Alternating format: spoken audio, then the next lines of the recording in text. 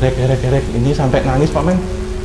Ampun gitu Pak Men, sudah takut banget gitulah, sudah penutup Pak Men, ditutup. Nah pas sampai di sini karena teriak tolong tutup apa gitu Kak.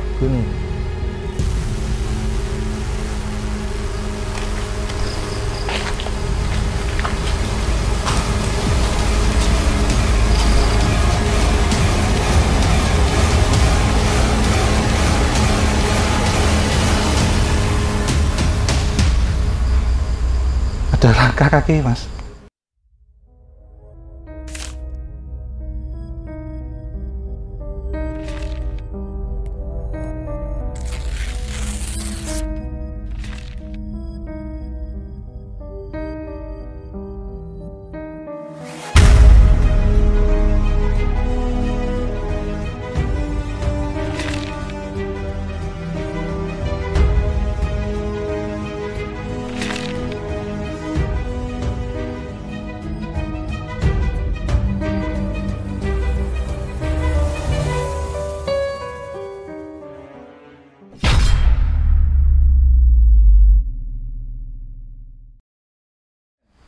Selamat malam Sobat Javanica dimanapun kalian berada. Assalamualaikum warahmatullahi wabarakatuh. Salam Rahayu.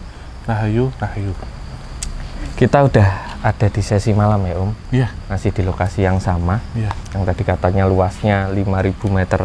Hampir 5.000 meter persegi. Nah ini kita mau kemana lagi nih Om? Ini tadi kita akan merasakan residual energi, peristiwa-peristiwa yang pernah terjadi. Tetapi yang diberikan gambaran ke saya dan yang mendampingi sekarang itu ingin melihat peristiwa tragedi pembantaian, Mas. Oh gitu. Ada yang mendampingi juga berarti? Ada. Jadi warga ya kadang atau orang lewat di depan ini kadang mendengar suara deru kaki kuda. Kaki kuda? Iya.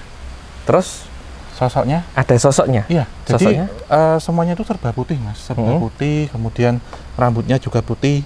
Tapi mukanya oriental cakep gitu. Oh, berarti bukan dari lelembut lokal sini ya? Jadi impor. Dan kalau dilihat memang mirip salah satu artis Korea gitu. Wow. Ya, girl band. Itu yang itu apa? Mukanya kalau saya lihat, dan ini yang menurut saya beliau ini unik dan hanya orang-orang tertentu yang mau didampingi. Itu terkadang nampaknya itu sosok nenek-nenek yang seram. Oh gitu? Iya. Beda-beda? Beda-beda. Tadi katanya kayak bisa berubah-ubah. Korea? Oh, sekarang gitu? Bisa serem, keriput dan macam-macam itu, dan menggunakan baju serba putih, pakai seperti kebaya rok gitu. Tetapi kakinya ini disembunyikan, Mas, karena kakinya ini kaki kuda. Kaki kuda dua atau dua empat? saja? Oh, dua saja. Iya, jadi klok gitu, dan ada seperti ekor kudanya juga keluar gitu. Dan ini posisinya di belakang kita di sebelah sini. Iya. Yang akan menunjukkan lokasi-lokasinya di mana, karena menurut cerita nanti yang terjadi di abad ke-19 jadi tahun 1800 hingga tahun 1899 yang akan kita ambil range-nya untuk retroponiksi, itu ada 4 kejadian pembantaian, Mas, dan 4 peristiwa yang boleh dibilang itu berdarah ya. Pertama, di sebelah sana itu ada namanya rumah emak. Jadi posisi rumah ini itu memang dikelilingi rumah-rumah besar.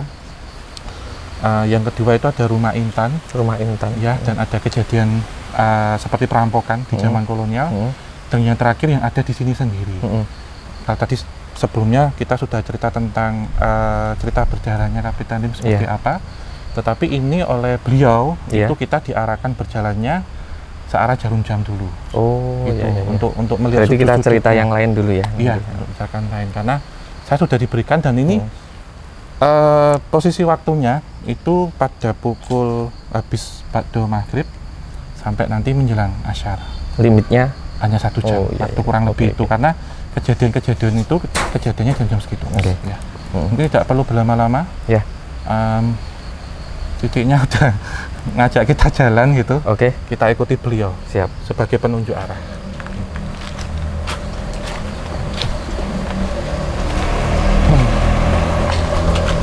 Biasanya Om kalau di tempat kayak gini kan entah saya atau Om Ho suka ke distrak, tahu-tahu ketarik kemana dan sebagainya.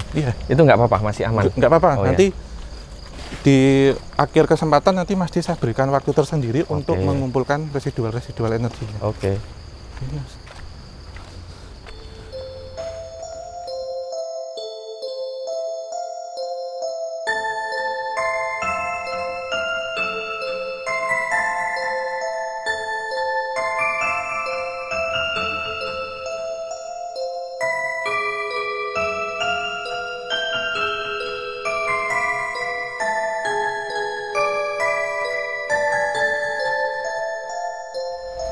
Ini ternyata barusan saya diinfo kenapa 4 ya Mas, semuanya coba 4 titiknya 1, 2 dalam, terakhir nanti ada bongpai, ada makam. 4 itu kan angka kematian Mas. Bentuknya Shi itu dilafalkan seperti 4 ataupun mati. Oh, dalam budaya ya, Cina. Dan ya, baju yang saya perkenakan sekarang pun warnanya putih. Putih. Oh. Untuk duka. Ya. Itu. Dan memang tempat pertama ini yang ada dulu, kalau tadi kita bahas di dalam, itu kan ada lorong atau terowongan untuk candu. Sebenarnya setiap rumah-rumah lama ya, memang di sini ada rumah peranakan, kemudian ada Indus Empire, dan rumah yang berarsitektur benar-benar dari Tionghoa. Itu di bawahnya memang terhubung seperti kanal, ya? Ini terowongan.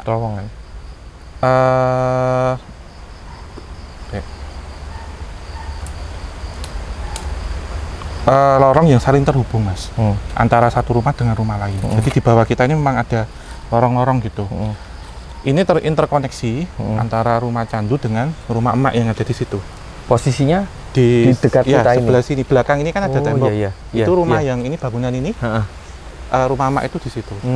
Dan kita sebenarnya hanya diberikan di lokasi ini secara visa, tetapi akses untuk melihat, dan tanda kutip untuk memretrokoneksi itu boleh bebas dimanapun. Jadi banyak cerita yang ingin bercerita, tapi saya ambil beberapa saja. Dan pertama yang rumah emak ini memang mengisahkan emak itu dalam panggilan ya Mas ya. Itu kan artinya nenek. Oh iya. Gambaran dari rumah yang ada di sana itu memang rumahnya Indus Empire, kemudian berlantai 2. Jadi ada lantai bawah, ada lantai atas. Nah, sosok emak ini ada di lantai atas Mas. Kenapa dia di lantai atas? Jadi ceritanya dahulu pada pertengahan abad ke-19, memang kalau saya tangkap emak ini sendiri itu perawakannya ya Mas ini ya. Beliau itu kalau saya lihat duduk di atas kursi roda. Gitu. Jadi usia nenek-nenek 90 tahun lah. Oh iya. Iya, rambutnya putih panjang segini. Terus menggunakan kebaya encim sama apa ini Mas? Kain. Kain jarik batik gitu. Duduknya ini di sini ada seperti jendela. Menghadap ke jendela gitu ya. Dan beliau ini mengisahkan dulu seorang yang kaya raya, tetapi ketika tua itu merana Mas, karena putra putrinya itu dalam tanda kutip sengketa, berebut harta, dan memang banyak harta bendanya ini kemudian direbutkan, dan sosok emak ini seperti sudah diasingkan gitu, ditaruh di lantai atas di loteng itu, sampai mohon maaf sampai meninggal dunia. Di situ ya. Dan beliau ini memang memiliki seperti kemampuan kesaktian ya, waskito juga orangnya. Berarti kayak spiritualis gitu ya? Iya, seperti spiritualis. Dan beliau menitipkan pesan, sewaktu kecil, namanya anak-anak itu kan tetap mendapatkan air susu ibu ya. Tetapi nanti jika sudah tua pun, seorang anak juga harus memberikan kasih sayang yang sama. Kan kasih ibu sepanjang masa, kasih anak sepanjang jala, itu sepanjang gala. Jadi kasih ibu itu sepanjang masa, tak terhingga seperti matahari menyinari dunia. Tapi kasih anak itu sepanjang gala. Gala itu genter loh Mas. Nek kalau jadi apa? Tongkat panjang itu, dan itu yang membuat beliau itu terpukul Mas, walaupun sampai wafat itu seperti itu. Gitu. Iya. Kalau emaknya ini seorang spiritualis atau yang punya kemampuan metafisik spiritual dan sebagainya, berarti lingkungan rumahnya dan sebagainya kemungkinan juga ada pagar-pagarnya, kemudian tanam sesuatu yang ditanam secara metafisik. Iya. Di situ saya melihat tiga arca ya. Mas, ini aku tahu-tahu ini sendiri nggak apa-apa ya? Nggak apa-apa, jalan aja Mas ini karena dapat energi dari sana. Udah lama nggak live skate ini? Iya, ini langsung cepat soalnya. Jadi di situ memang ada 3, Mas. Saya lihat 3 patung giok ya. Oh gitu. Ini kita ditarik ke sana Mas, agak ke sana. Aman? Nggak apa-apa, kita agak mojok karena Ternyata ini gerbang antar dimensi Mas di sini. Jadi membuka sekarang portalnya. Iya, aku kayak dari belakang tuh. Ya ini pas pojok ya ini. Kalau kita lihat yang bagian belakang benteng ini, pagar ini tuh rumah Mak ada di sana. Berhenti nggak Mas? Iya nggak apa sini. Lanjut. Di situ ada 3 Mas, ada 3 patung bentuk dewa ya. Segini lah, bentuk segini itu dari giok, batu giok itu, Cik Amit. Ada nyamuk dari giok segini, terus itu memang memiliki pancaran energi yang luar biasa Mas, dan tidak sembarangan orang yang masuk situ. Karena saya mendapatkan kisah dahulunya, sewaktu Mak ini masih sugeng ya, masih ada itu, sempat juga terjadi perampokan Mas. Oh ya, antara warga pribumi yang merampok keluarga Tionghoa. Gitu ya? Itu yang memang ada penyekapan, tetapi yang saya tangkap memang juga ada sedikit kejadian berdarah juga. Dan yang ngambil ini ternyata orang dalam juga gitu, jadi merampok gitu. Karena kalau saya lihat kan itu pekerjanya karena memang ada provokasi, ada ketidakpuasan dengan pembayaran dan macam-macam gitu.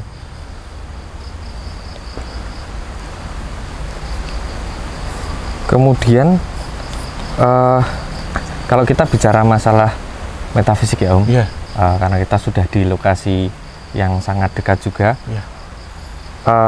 sepeninggalan dari emak tersebut, apakah masih ada barang-barang yang dia tidak beranjak kemana-mana, barang-barang secara halus di ada banyak sini? Mas. Oh gitu. Iya, termasuk di sini sebenarnya kita diikuti banyak sih, macam-macam ya. Ada yang tadi maaf ya, seperti kuda, kemudian ada serigala, kemudian ada juga beberapa penjaga-penjaga yang seperti para panglima negeri Tiongkok Mas. Tuh. Jadi ini ada 3 gambar, ada 3 sosok itu menggunakan jubah warna merah, warna biru, dan satu warna hijau. Ya.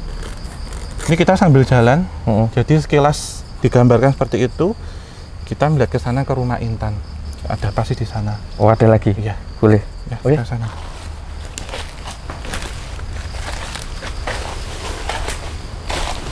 Om yang depan, nanti saya lupa belok. Oh iya.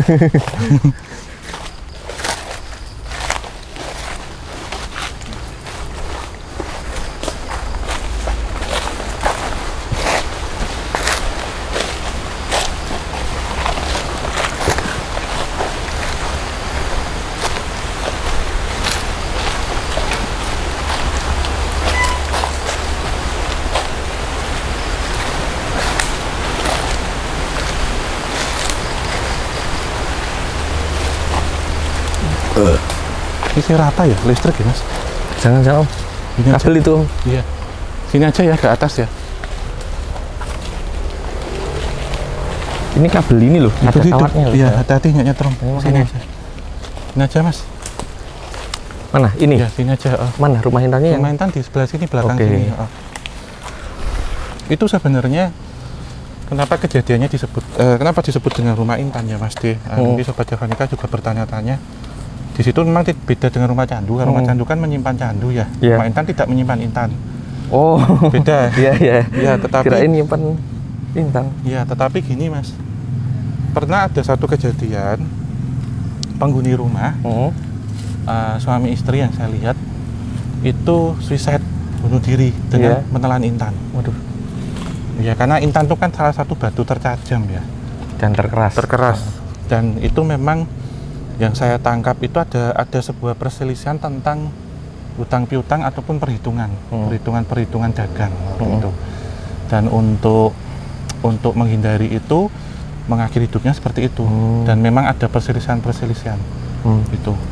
Ini ada kejadian perampokan juga Mas, tetapi berbeda. Kalau di situ terjadi di era kolonial, di sini terjadi di era setelah kemerdekaan. Oh, modern ya. Iya, dan memang banyak korbannya, tetapi yang menjadi sekarang beliau itu menjadi penasaran, itu pelakunya sampai sekarang belum tertangkap, belum ketemu gitu sampai sekarang.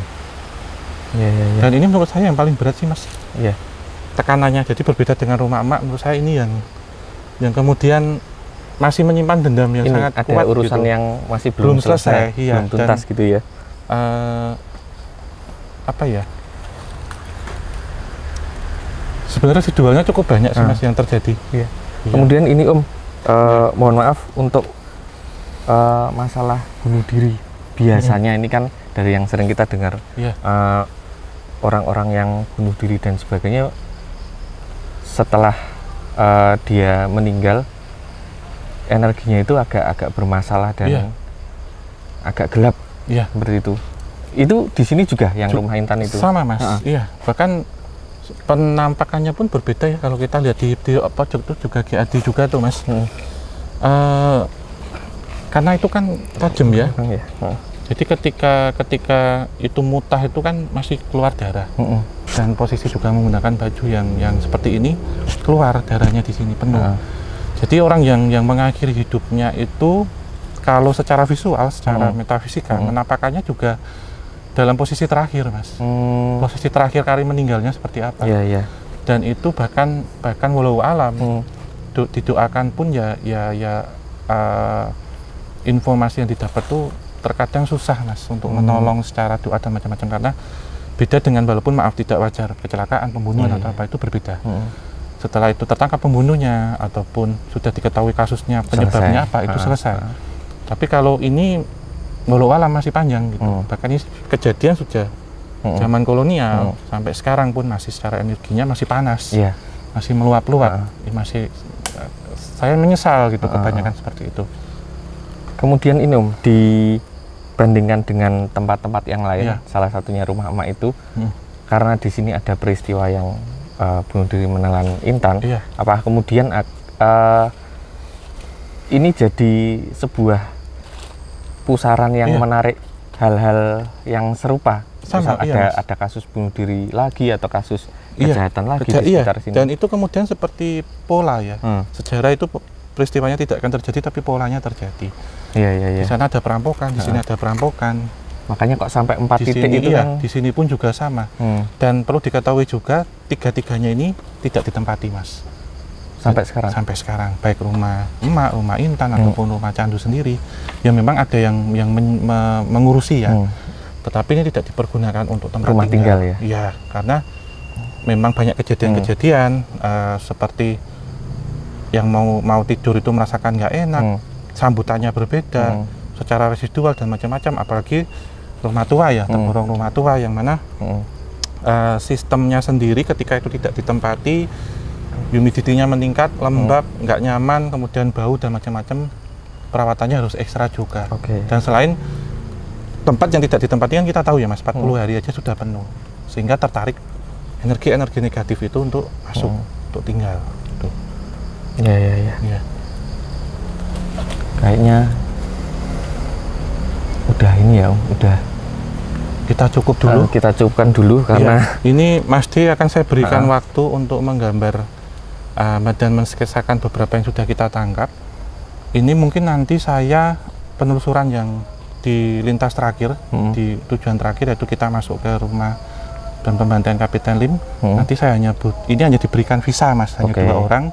Saya dengan kameramen saja, karena tidak mungkin mengajak Mas D dan yang lainnya. Jadi di sini memang terbatas. Saya juga nanti mau cari tempat terang karena ada waiting list yang sepertinya memang nanti setelah saya telusur di dalam semuanya, kita ketemuan lagi, nanti kita lihat ke makam, Mas. Aman? Aman. Jalan sih.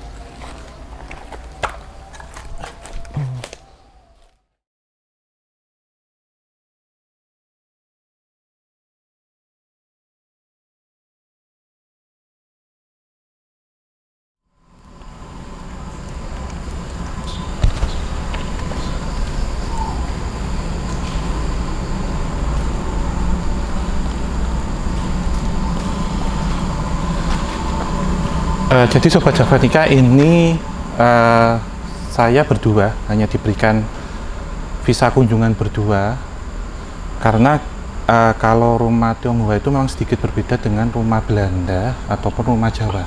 Jadi aturannya lebih ketat dan lebih dalam, lebih serius gitu. Jadi kita harus mengikuti benar karena metafisika jelas lebih berbeda, jadi lebih halus. Dan posisi saya berdiri sekarang ini menjadi tanda tetenger, penandanya ini adalah pohon mangga yang doyong. Tepat di sini sekitar pada tahun 1888 terjadi pembantaian waktu itu yang dilakukan oleh pasukan atau kelompok dari company Belanda yang waktu itu menyerang kediaman dari keluarga Kapiten Lim. Sedikit cerita, Kapiten Lim itu adalah dulu diberikan gelar pertama menjadi seorang kapiten itu pada masa 1837 hingga 1855. Dan kenapa beliau sampai mengalami seperti itu? Karena kalau sebelumnya kita bahas tentang ruang candu, tentang sumur candu, itu beliau salah satu yang menolak kebijakan bekerja sama dengan company waktu itu. Dan karena dianggap berbahaya, itu kemudian dilakukan seperti menghilangkan lah dalam tanda kutip itu. Jadi cerita ini memang berawal ketika ada rahasia yang dibocorkan. Jadi kalau saya tangkap di depan, di sini, di ruang penyimpanan candu yang sebelumnya kita kunjungi, itu ada beberapa pekerja dari beliau. Itu ada satu yang menurut saya itu tidak suka gitu, karena ada tuntutan-tuntutan tentang upah dan macam-macam. Jadi ada seorang buruh orang pribumi ya waktu itu sering mendengarkan percakapan-percakapan, dan dari itu menjadi informan, disampaikan ke company waktu itu, disampaikan ke sana. Dan seperti mengintip kalau saya lihat di sana itu mengintip dari belakang gitu. Posisi Kapiten Lim sebenarnya beberapa kali sudah mengasingkan diri, berpindah-pindah, salah satunya sampai ke Kediri bahkan. Jadi ketika company datang ke sini itu rumah ini kadang kosong, tidak ada yang menempati, jadi tidak terjadi peristiwa itu. Tapi pas kejadian berdarah itu, kejadiannya sekitar jam 6 sampai jam 7 malam, itu semua kawasan di sekitar sini sudah dikepung oleh pasukan bersenjata dari company. Dan yang saya tangkap residualnya waktu itu dari pintu depan yang di awal kita masuk, itu diketok dengan senapan yang kencang, jadi dok dok dok dok dok dok dok gitu. Lantas ada asisten rumah tangga beliau itu keluar. Jadi waktu itu sebenarnya membawakan baki dari dapur untuk diantar makan ke ruang utama yang ada di sini, yang nanti akan kita kunjungi. Saat mendengar kegaduhan di luar itu kemudian asisten rumah tangga ini keluar. Jadi seperti saya peragakan, nggak apa ya Mas, datang begini, membukakan pintu. Ini jadi baginya itu dibawakan, baginya kecil di bawah segini, terus kemudian waktu mau membuka pintu sebentar dengan gini langsung ditendang gitu, duar gitu kan gini. Tapi saat itu terbuka, yang membuat kaget itu kok di luar banyak orang membawa seperti senapan. Lantas kemudian bagi ini langsung secara refleks terlempar gini, jadi balik gini, terus pakai jarik kan diangkat gini, terus lari langsung masuk ke sini, tek dari pintu ini Mas Rekan, dari pintu itu.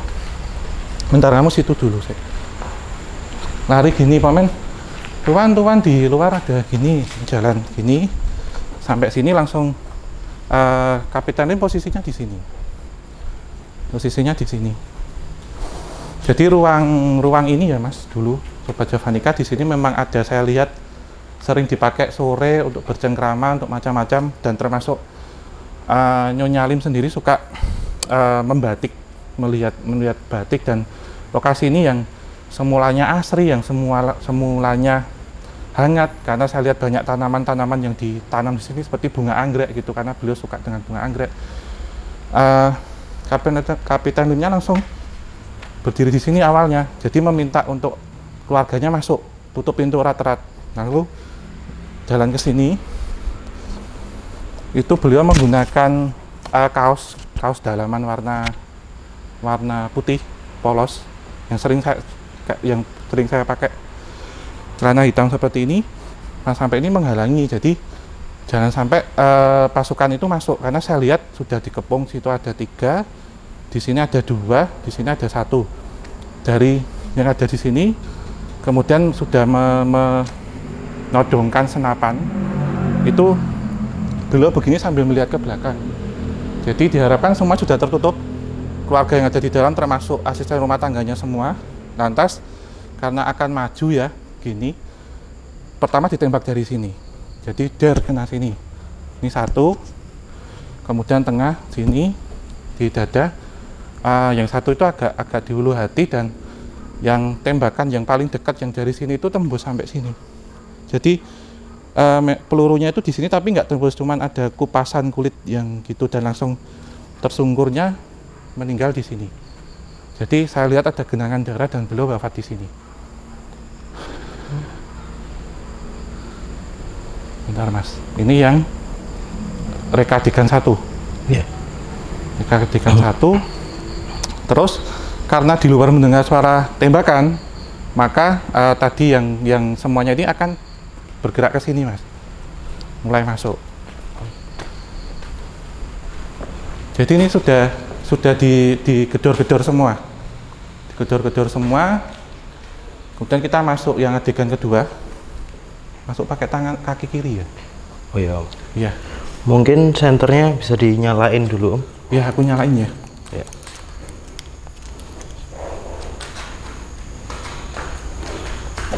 Ya. Ruang ini dahulunya ini hanya kita berdua, benar. Ruang ini dahulunya adalah kamar untuk putri-putrinya. Jadi Kapiten Lim sendiri memiliki 3 putri. Ada putri pertama, kemudian yang kedua ini kembar.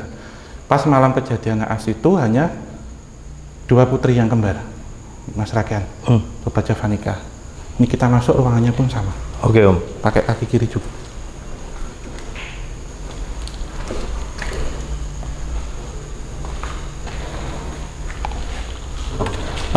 Mas Mas ini aja.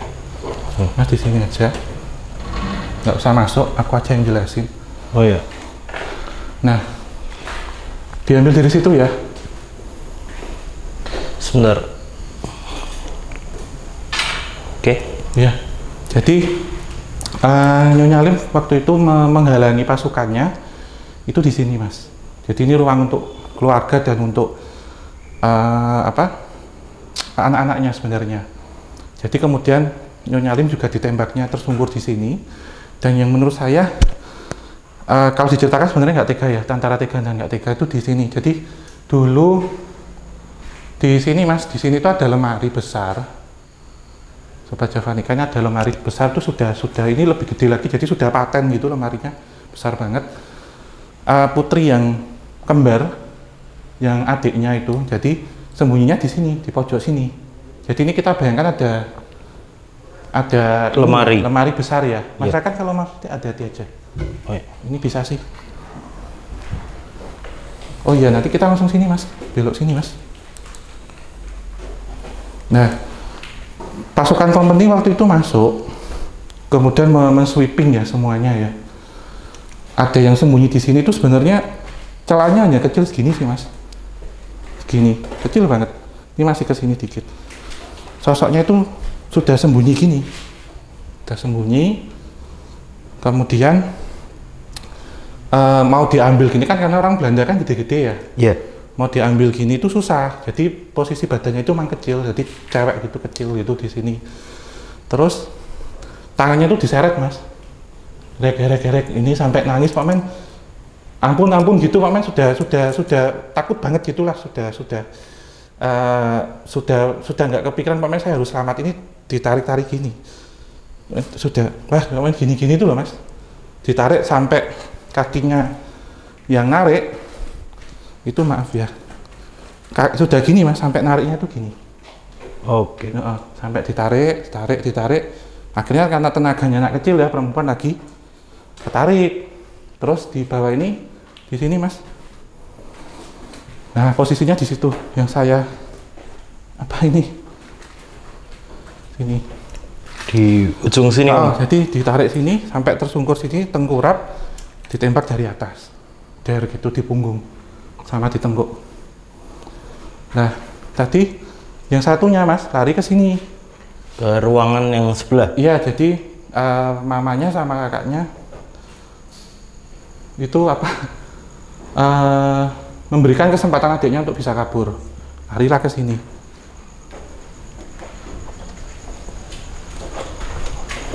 Jadi posisinya ini tertutup.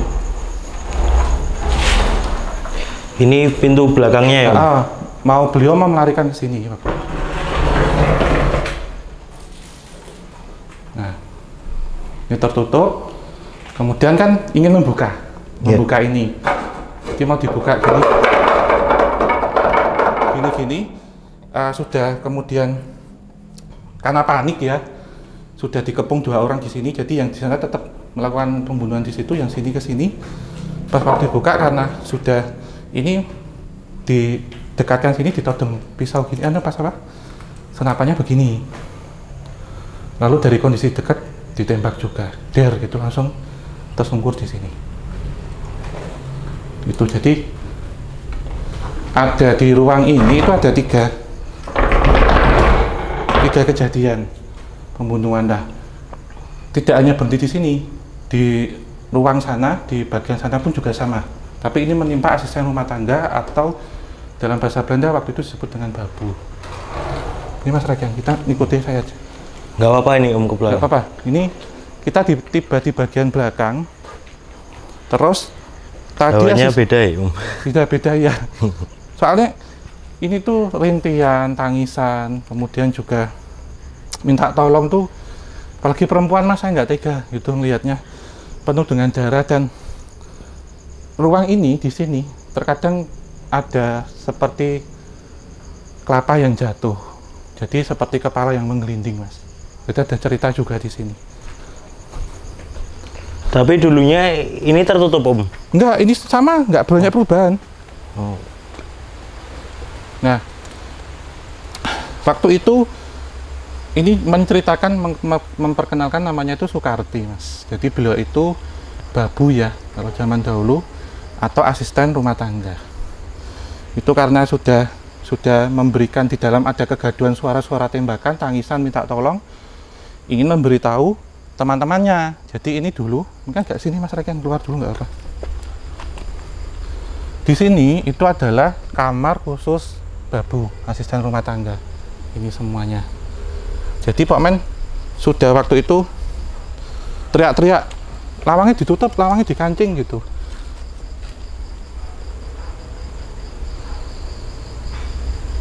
Ada langkah kaki Mas, barusan bener. Jadi kayak orang lari gitu. Jadi ini residual energinya kenceng banget Mas ini. Merinding aku. Iya, menceritakan itu diputar ulang gitu, kita ngerasain. Di posisi sini itu kan lari ya, dan dikejar, ada suara sepatu duk ngejar gini. Ini anu Mas, yang diceritakan warga itu kadang tangan tok gitu loh jalan. Posisi sini, terus Mbak Sukartinya pas di sini itu di gini Mas, apa? Ditarik bahunya itu kena gini kan, sampai ininya tuh robek kancingnya. Terus penutup, paman ditutup. Nah pas sampai di sini karena teriak tolong tutup apa, dibekap gini dari belakang. Terus salah seorang kompendinya, prajuritnya itu membawa belati, lalu disembeli gini, gitu, sampai karena namanya orang ya udah kesetatan dan apa, kenceng, putus dan langsung basah bajunya yang dua-duanya ini karena darah. Terus tersungkur di sini, kepalanya gelinding, jatuhnya ke situ. Jadi yang suara tadi kita dengar gluduk itu loh Mas. Nah, yang di sini karena ada 2 tempat mereka sudah terkumpul, pertama di sini sama di sini. Itu ada 2 orang, ada 3 orang. Nunggu, ini masih didodor, masih nunggu. Ada apa, pasukan datang lagi, didobrak, diberondong, dihabisin di sini semua.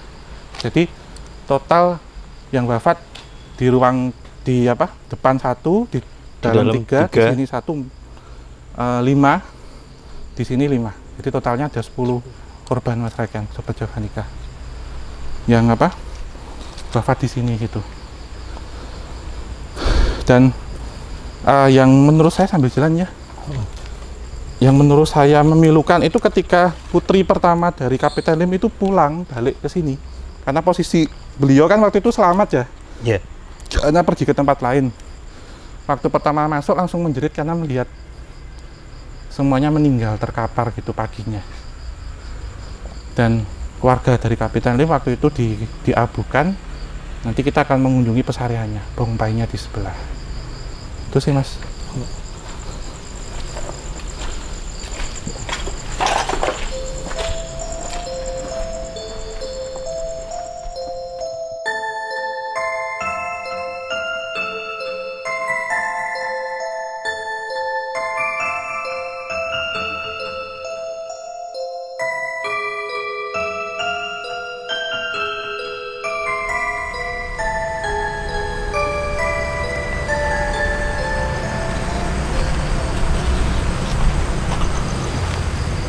Sobat Javanica, ini kita menuju ke lokasi terakhir dari penelusuran kita di Lawang Ombo kali ini. Sebelum nanti kita menuju ke Bongpai atau Pesarian, di sini kita disambut ada sepasang tugu yang menyerupai dengan lilin. Jadi ada dua.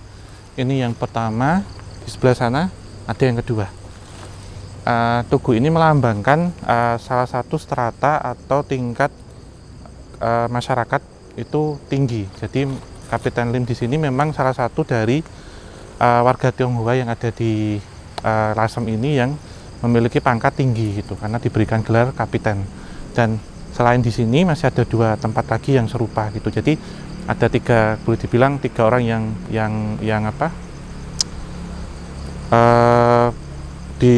terpandang lah, yang besar, yang terpandang, yang disegani gitu.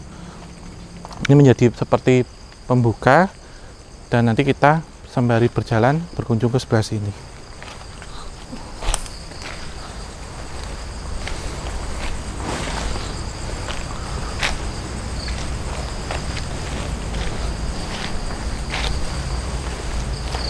Setiap akan kita masuk, tadi mungkin ada yang bertanya-tanya, ada patung singa penjaga.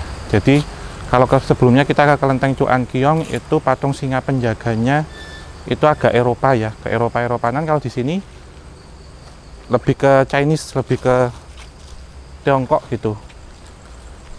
Jadi ini yang singa penjaga jantan di sini. Kalau yang di sana itu yang betina, yang sebelah sini. Yang membedakan kan, kalau yang di sini itu dengan membawa anaknya, anak singa. Kalau di sana tadi membawa bola gitu. Jadi ini sepasang perlambang juga yin dan yang, dan menolak dari energi negatif agar tidak masuk. Gampangannya seperti itu.